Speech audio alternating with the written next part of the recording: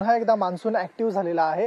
काल 12 जून पासून हा मान्सून ऍक्टिव्ह झालेला असून आपल्याला माहितीच आहे की रात्री देखील पावसाने हजेरी लावलेली होती। आता आपण सध्या आहोत दादर चौपाटीवरती आणि आपण या ठिकाणी बघू शकतो पूर्णपणे ढगाळ वातावरण जे आहे ते या ठिकाणी दिसून येत आहे। काल रात्री देखील पावसाने हजेरी लावलेली होती। हवामान विभागाने सांगितल्यानुसार मान्सून कुठेतरी रेंगाळलेला होता। मात्र काल 12 जून पासून आता मान्सून ऍक्टिव्ह झालेले असून काल रात्री देखील पावसाने हजेरी लावलेली आहे आणि आज सकाळी देखील पूर्णतः ढगाळ वातावरण आहे। काही भागांमध्ये रिमझिम पावसाची बरसात देखील होताना आपल्याला पाहायला मिळते। तसेच दुसरीकडे कोकण असेल, मुंबई असेल, मध्य महाराष्ट्र असेल या ठिकाणी आजपासून पुढच्या 5 ते 6 दिवसांमध्ये मुसळधार पावसाचा इशारा देखील हवामान विभागाने दिलेला आहे। तसेच रत्नागिरीला आज देखील रेड अलर्ट दिलेला असून तसेच मुंबईला येलो अलर्ट हवामान विभागाने दिलेला आहे।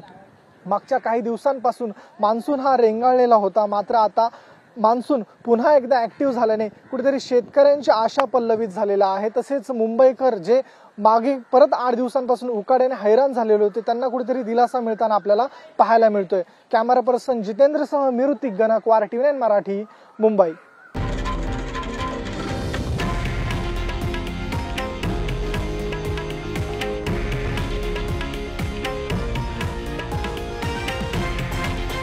हे आहे देशातील नंबर 1 न्यूज नेटवर्क आणि आपण पाहत आहात TV9 मराठी, एकमेव।